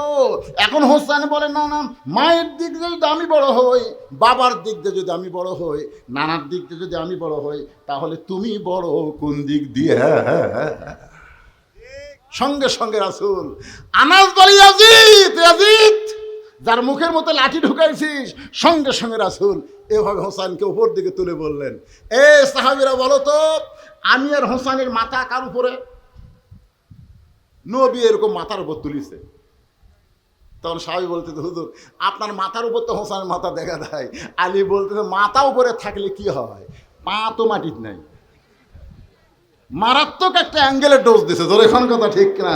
মাথা উপরে থাকলে কোনো পা তো মাটির নাই। আজকে হোসেনের এত দাম হয়েছে হোসেনের জন্য না, আল্লাহ নবীর কারণে। জোরে কোন কথা ঠিক কিনা? আর সেই মুখে তুমি লাঠি ঢুকাইয়া অহংকার করতেছো। হোসেন শেষ হয়ে গেছে? হোসেন শেষ হয়নি, তুমি শেষ। তখন সব মাথা তুলে কয়, কে রে এ বুড়া, কে রে? তুমি শেষ। যে ক্ষমতার অহংকারে ভালো মানুষকে হত্যা করে অহংকার করে কথা বলতেছো, আমি তো দেখতে পাচ্ছি। ইয়ানজুরু বি নূরিল্লাহ। জোরে কোন সুবহানাল্লাহ। ইত্তাকু ফিরাসাতাল মুমিনিনা ফাইন্নাহু ইয়ানজুরু বি নূরিল্লাহ। যারা প্রকৃত মুমিন হবে তারা তোমাকে মতন এই ভোঁতা চোখ দিয়ে দেখবে না, তারা যা দেখবে আল্লাহ নূরের সাহায্যে। যেটা দেখেছে আল্লামা সাঈদী, জোরে কোন কথা ঠিক কিনা? তার প্রত্যেকটা কথা 100 ফলে যাচ্ছে। ধরে কথা কন না, কথা কন না। আপনারা কি মনে করছেন আমাদের মতন এইরকম চোখ দিয়ে দেখছে? আল্লাহ রাসূল বলতেছেন, ইত্তাকু ফিরাসাতাল মুমিনিনা ফাইন্নাহু ইয়ানজুরু বিনূরিল্লাহ। আনাস বলতেছে, আমি দেখতে পাচ্ছি। তখন ইয়াজিদ কিন্তু সিয়ারে। ধরে কান কোথায়? আনাস বলতেছে, আমি দেখতে পাচ্ছি অচিরেই তোমার ক্ষমতা যাবে, তুমি নিগৃহীত হবে, তোমার নাম পৃথিবীতে আর কেউ বলবে। আপনারা বলেন তো, কয় বছর? মাত্র 5 বছরের মধ্যে ইয়াজিদ শেষ। আজকে গোটা বাংলাদেশ যদি অনুবীক্ষণ যন্ত্র দিয়ে খোঁজেন, ইয়াজিদ নামের কোনো মানুষ আপনারা পাবেন? আমার এলাকার এক আকাশ মহন্ত, তার এক বেটা হচ্ছে। আমার কয়, মামা মামা করে কয়, একটু দোয়া করে দেন তো। আমি বললাম, দোয়া লাগবে না, একটা ভালো নাম কই। বলে, কি নাম মামা? বলে, তোমার সন্তানের নাম ইয়াজিদ থো। হফ করে আমার কোল থেকে কাটাইলে কয়, মামা কি মনে করতেছে হিন্দু হওয়ার পারি, তাই বলে অভিশপ্ত ইয়াজিদ আমার সন্তানের নাম রাখবো? চিন্তা করে দেখেন, ইয়াজিদ বাংলাদেশে খুঁজে পাওয়া যাবে না, প্রত্যেক পাড়ায় পাড়ায় হোসেনকে পাওয়া যাবে। জোরে কথা ঠিক। আজকে নতুন করে যে মেয়েরা জন্ম নেবে, বিশ্বাস করেন 50 বছরেও হাসিনা নামে কোনো মেয়ের নাম রাখা হবে না। তাই রে, কি কষ্ট হচ্ছে আপনাকে রে? ওয়াজটা কিসের উপরে? ইন্না লিল্লাহি ওয়া ইন্না ইলাইহি রাজিউন। মুসা বলতেছে, আল্লাহ মৃত্যুকে পছন্দ করার 2 নম্বর কারণ হলো, আমার মৃত্যুটা কেবলমাত্র আপনার জন্যে। ধরে কোন কার জন্যে? আমার সামনে যারা ওয়াজ শুনতেছেন, বসা এবং দাঁড়ায়া, আপনার সকলে 2 হাত তুলে বলবেন, আমরা মরবো কার জন্যে? আরো জোরে বলেন, কার জন্যে? মাশাআল্লাহ, হাত নামান। আল্লাহর জন্য যদি মরার ব্রেন চিন্তা এবং ঈমান নিয়ে 2 হাত তুলবার পরে বিশ্বাস করেন, এই বাংলাদেশে আর কোনোদিন জালেম চেয়ারে বসতে পারবে না। ধরে কোন কথা ঠিক?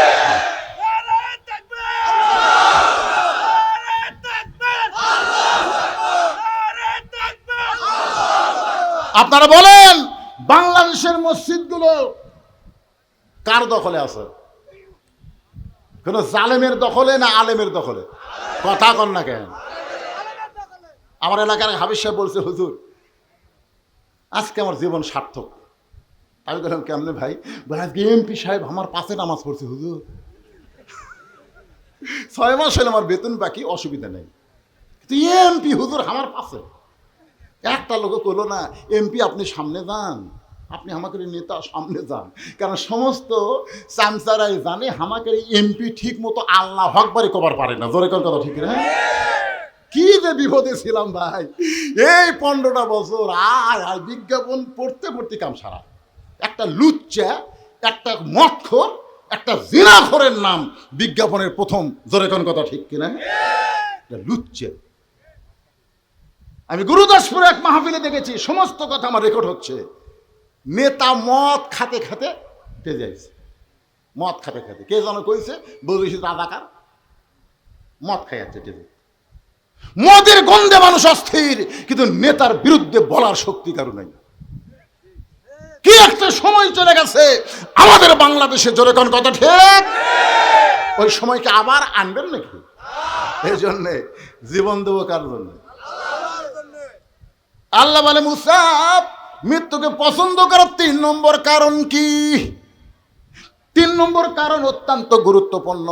আমি আপনাদের সামনে বলবো, ইন্না লিল্লাহর তাফসীর পুরাপুরি হয়ে যাবে। কারা কারা শুনবেন আল্লাহকে একটু হাত দেখান। লিল্লাহে তাকবীর। আমি ইচ্ছা করলে ওয়াশ টানতে টানতে একটা পর্যন্ত নিয়ে যাবার পারবো, কিন্তু লাভটা কিছু নাই। কারণ যদি কোনো কারণে ফজরের নামাজটা কাজা হয়ে যায়, এই জন্য কোরআনের পাখি আল্লামা সাইদি হুজুর কোনোদিন 12টা পর্যন্ত ওয়াজ করে নাই। তিনি উঠেছেন 8টার সময়, 10টার মধ্যে মোনাজাত হয়ে যেত। জোরে কোন ঠিক কি না? সাইদি হুজুরের ওয়াজ শুনে, আল্লামা সাইদির ওয়াজ শুনে ফজরের নামাজ নষ্ট হয়েছে এমন কোনো শ্রোতা বলতে পারবে না। কিন্তু আমাদের মতন এই তেলতেলা বক্তার ওয়াজ শুনে বাড়ি যায়, কখন মুয়াজ্জিন আজান দেয়। আমার এলাকার এক মুয়াজ্জিন ওয়াজ শুনবার গেছিল, ওয়াজ শুনে আসে এমন ঘুমাতে ভাই, আজানের সময় মুয়াজ্জিনই চেতন পায়নি। যারা ওয়াজ শুনবার যায়নি তারা সব মসজিদে গেছে। তারা মসজিদে গেছে, কে রে মুয়াজ্জিন আসেনি কেন? মানে ওরকে প্রতিদিন উঠে উঠে একটা অভ্যাস হয়ে গেছে, আজান আর লাগ না, আজান ছাড়াই আর চেতন পাই। উঠে মসজিদে যায়, দেখে মুয়াজ্জিনই নাই। কিন্তু আমরা চেতন পেলাম, মুয়াজ্জিন পাই না কেন? সব আস্তে আস্তে মুয়াজ্জিনের বাড়িতে গেছে। মুয়াজ্জিন সাহেব, মুয়াজ্জিন সাহেব। মুয়াজ্জিন বের হয়ে শুন করে বলতেছে, কি ভাই? বলে আজান যে হয় নাই, তো ওয়াজ শুনবার গেছিলাম। ওরা বলতেছে আমরা যাইনি, চেতন পাচ্ছি, আর তুই যাই আছে চেতন পাসনি কি?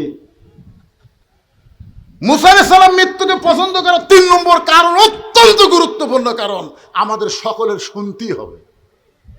2টা শুনেছি। 1 নম্বর কারণ হলো না মরলে জান্নাতে যাওয়া। বিশ্বাস করেন আপনারা? না মরলে জান্নাতে যাওয়া যাবে? লাইলাতুল মেরাজে নবী আমাদের ইমামতি করছিলেন বাইতুল মুকাদ্দাসে, যে বাইতুল মুকাদ্দাস এখন ইসরায়েলের ইহুদিরা দখল করার পায় তারা করতেছে। ধরে এখন কথা ঠিক কিনা? আপনার বাইতুল মুকাদ্দাস বোঝেন? যে বাইতুল মুকাদ্দাসে আমাদের নবী হয়েছিল ইমাম, আর সমস্ত নবী রাসূল হয়েছিল মুসল্লি।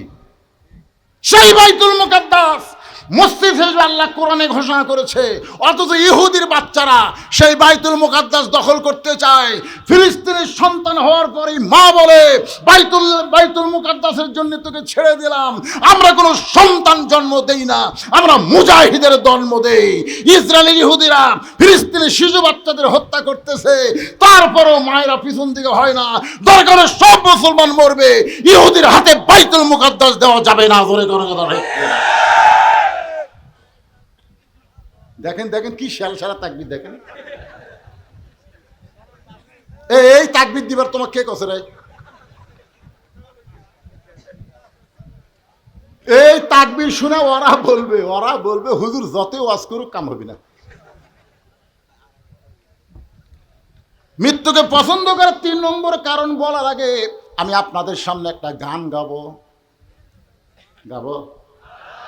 যদি ফুলগুলো হয় অভিমানী ঝরে যায়, আমি মালা গেথে বলো কারে পরাবো, সে যে কেন এলো না কিছু ভালো লাগে না, আসল জায়গায় আসো মজা দেখাও। আসল জায়গা বোঝেন? নাম কি? আরো জোরে বলেন। মুনকির নাকির তিনটা প্রশ্ন করবে। ইমাম গাজ্জালী রহমতুল্লাহ আলাইহি ইহয়াউল উলুমুদ্দিন কিতাবের মধ্যে লিখছে, নামাজ নিয়ে যারা কবরে গেছে, ফজরের নামাজ পড়ছে, যোহর নামাজ আদায় করার আগে মৃত্যু হয়ে গেছে, অসুস্থ হয়ে যদি 2-1 ওয়াক্ত কাজা হয় সেটা ধরার মধ্যে না, কিন্তু নামাজ পড়া অবস্থায় দুনিয়া থেকে বিদায় হয়ে গেছে। মুনকির নাকির এসে বলতেছে, মান রব্বুকা, তোমার রবকে? ওই মৃত্যু মুমিনকে আল্লাহ ঘুম ভাঙ্গাবে না, তার পক্ষে নামাজকে দাঁড় করায় দিবে। নামাজ চিল্লায় বলবে, রে মুনকির নাকির, কাকে রব সম্পর্কে প্রশ্ন করতেছ? এই মুসলমান সারা জীবনে কত ওয়াক্ত নামাজ পড়েছে তোমরা কি জানো?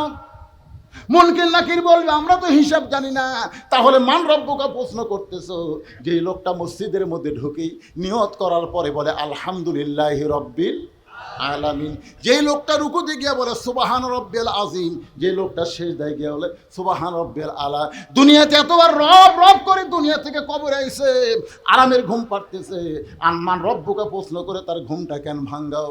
মুনকির নাকির বলে, আল্লাহ তোমার বান্দাকে মান রব্বুকা প্রশ্ন করার সঙ্গে সঙ্গে নামাজ যেখানটা খেপছে, আমরা এখন কি করব আল্লাহ?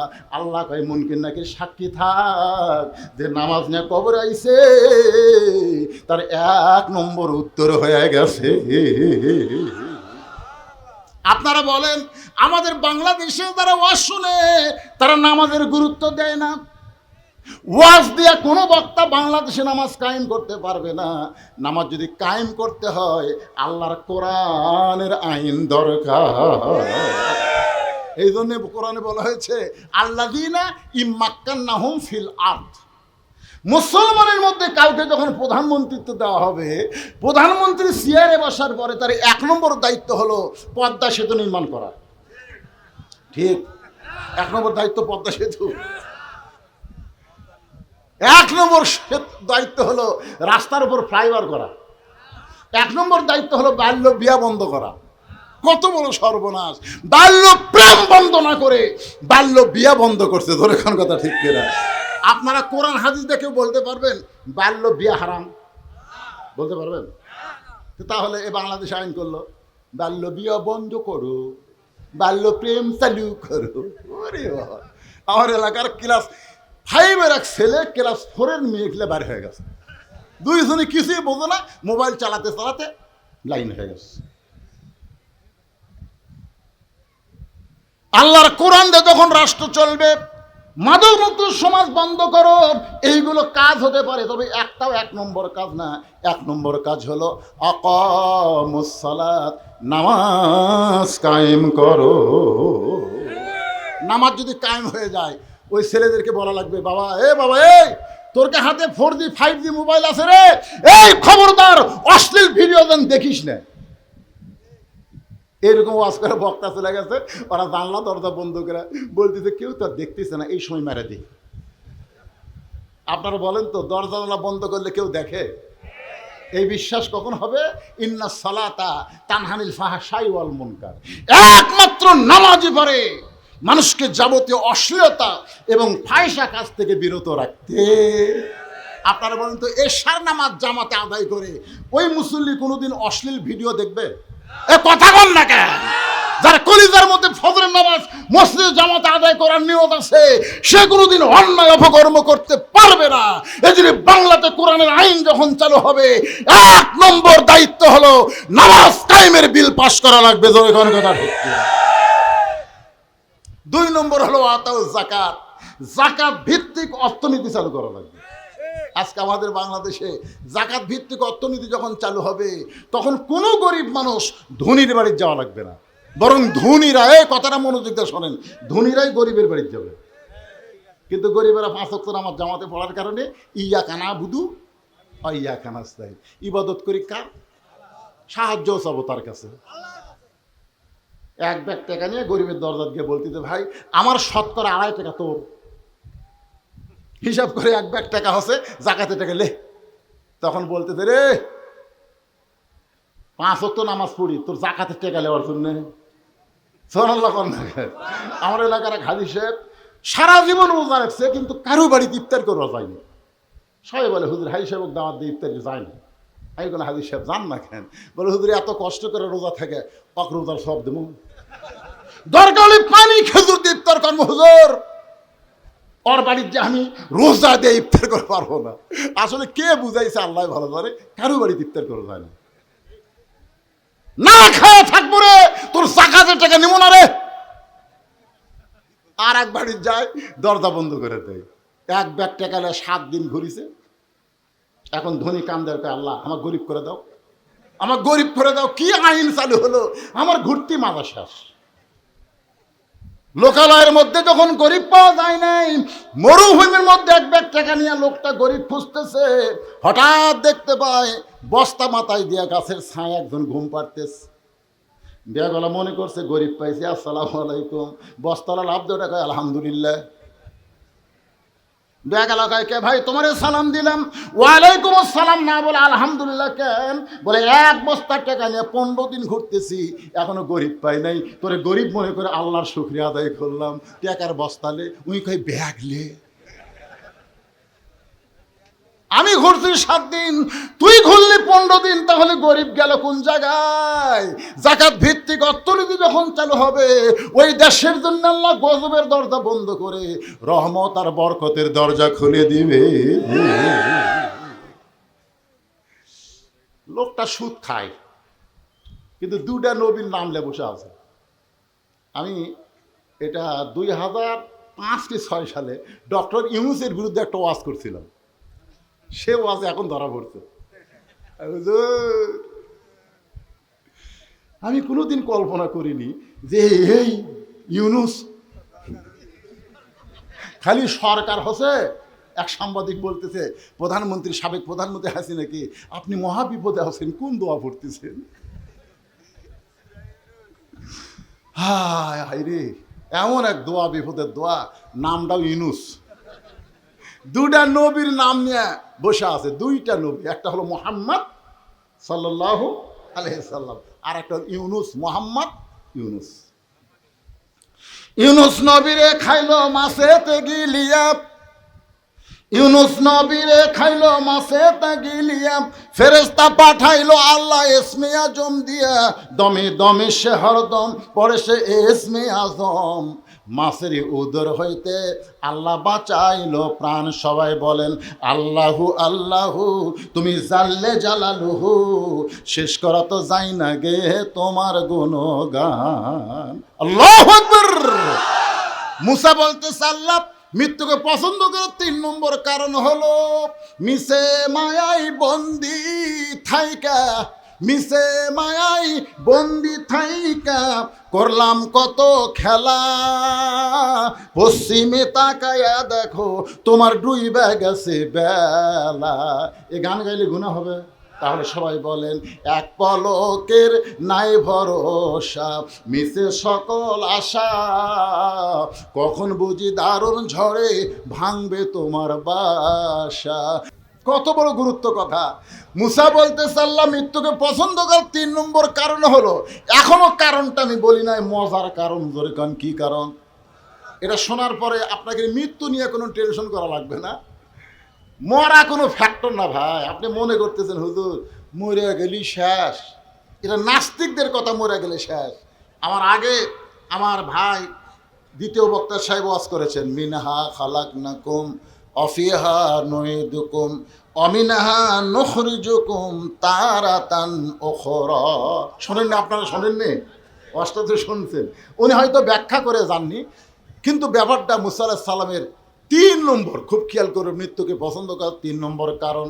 3 নম্বর কারণ বলবো, আর এই কারণ বলার সময় আপনাদের কাছে গোরস্থান কমিটির পক্ষ থেকে ব্যাগ চলে যাবে। জীবনের শেষ দান মনে করবেন, এটাই আমার জীবনের শেষ দান। এই মনে করে ব্যাগের মধ্যে যে যা পারবেন আল্লাহর হস্তে আপনারা দিবেন।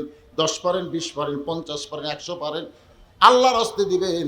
আমার মা বোনেরা যারা পর্দার অন্তর আছে তাদেরকেও বলবো, মা আল্লাহ যেন ফাতেমার সঙ্গে আপনাদেরকে জান্নাত দেয়। সেই ফাতেমা পর্দা নিশি মতো আল্লাহ কবুল করে নেয়। আপনারাও আল্লাহর হস্তে দিবেন, আসলে যাইতে হবে, বিশ্বাস করে দিবে। জীবনের শেষ দান মনে করে ওই ব্যাগ দিয়ে আপনাদের মধ্যে ঢুকছে, ব্যাগ না ঢুকছে? এই ব্যাগ কোথায় রে? একজনও দেখা যায় না। ব্যাগ আল্লাহরা কোথায় চলে গেছে? ব্যাগের আদায় শেষ। কোথায় কোথায় একজনকেও তো দেখা যায় না ভাই। হ্যাঁ না না, তখন এত মানুষ ছিল না, হয়তো পিছন দিকে যাক। এ বেগালে ভাইরা কোথায় রে? একজনও হাত তুলে দেখায় না রে বা। এই একটা, এটি একটা, ভিতরে ঢোকেন। এ আর উঠে কেন, এরা উঠে কেন? যারাই উঠবে এই সময় 3 নম্বর কারণ না শোনা যারা উঠবে, প্যারালাইসিস ব্যারাম, বোঝেন?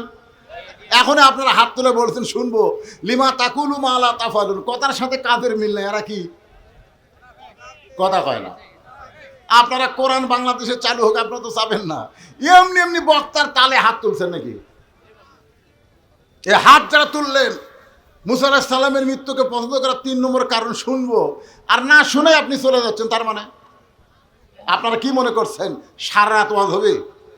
কারেন্ট চলে গেছে, সিগন্যাল দিয়েছে, কারণ যেই কারেন্ট চলে গেছে ঘড়ির দিকে তাকে দিকে কাটায় কাটায় 12, তার মানে বোঝা গেল 12টার পরে তারিখ পরিবর্তন হয়। বক্তা যে তারিখে দাওয়াত নিচ্ছে ওই তারিখে ওয়াজ করবে, অন্য তারিখে কি যাবি? এই মনে করে কারেন্ট টান দিতে। কিন্তু আমি যে বেহা বক্তা, তোরে কোন কি বক্তা, বেহা বোঝেন না, এই তারিখ টারিখ বোঝে না। 12টার পরে কয় তারিখ? তোরে কোন কয় তারিখ? 1 তারিখ, 31 তারিখ, ধরে বলেন কয় তারিখ? আমি তারিখ দাওয়াত দিয়েছি 30 তারিখে, 31 তারিখ হয়ে গেছে, তারপরেও বলতেছি। মুসা বলতেছে আল্লাহ মৃত্যুকে পছন্দ করার কারণ হলো দুনিয়ার জীবন হলো ক্ষণস্থায়ী, আর আখেরাতের জীবন হলো চিরস্থায়ী। ভাই আপনারা এই কথাটা গুরুত্ব দিয়ে শুনতেছেন না। আপনারা বলেন যে দুনিয়াতে আছেন, এই দুনিয়ার জীবন কি ক্ষণস্থায়ী? জোরে বলেন কি? মরার পরে যেই জীবন আল্লাহ আমাদেরকে দিবে, এই জীবন কি? তা আপনাদের কাছে কোনটা ভালো লাগে, ক্ষণস্থায়ী না চিরস্থায়ী? হ্যাঁ, যে বাড়ি বানাচ্ছেন, যে আপনার চাল চলন, আপনার ক্ষণস্থায়ী জীবন ভালো লাগে না, এ কথা মুখ দিয়ে বললে হবে না, কাজে কর্মে প্রমাণ করতেছে আপনার যাওয়ার কথাই মনে নাই। জোরে কণ্ঠে মুসা বলতেছে আল্লাহ দুনিয়ার জীবন হলো ক্ষণস্থায়ী, আখিরাত হলো চিরস্থায়ী। মৃত্যুকে পছন্দ করার কারণ হলো ক্ষণস্থায়ী জীবন থেকে চিরস্থায়ী জীবনে আমি চলে যাব। আজকে এই মাহফিলে যারা আলোচনা শুনলাম, কোন বনেরই পাখি তুমি, মহিলাদের কাছেও ব্যাগ গেছে, আমার মা বোনের আল্লাহর হস্তে দান করবেন। মা মেয়েদের মন নরম, যাদের বাপ মা কবরে গেছে, বাপ মা রোহের মাগফিরাতে আল্লাহর হস্তে দিবেন। একজন বলতে যে হুজুর ব্যাগের কাম হয়ে গেছে। আপনারা বলেন তো ব্যাংকে কি টাকা আপনারা একবার থন না বারবার থন? বারবার কেন থন কোন? যতবার টাকা ব্যাংকে রাখবো ততবার টাকা রাখার কারণে আমার টাকা বেড়ে যাবে। আপনি দান যত করবেন আল্লাহ আপনার নামে জান্নাতের ব্যাংকে একটা অ্যাকাউন্ট খুলে দিবে, যত দিবেন ওই অ্যাকাউন্টে আল্লাহ দিয়ে দিবে।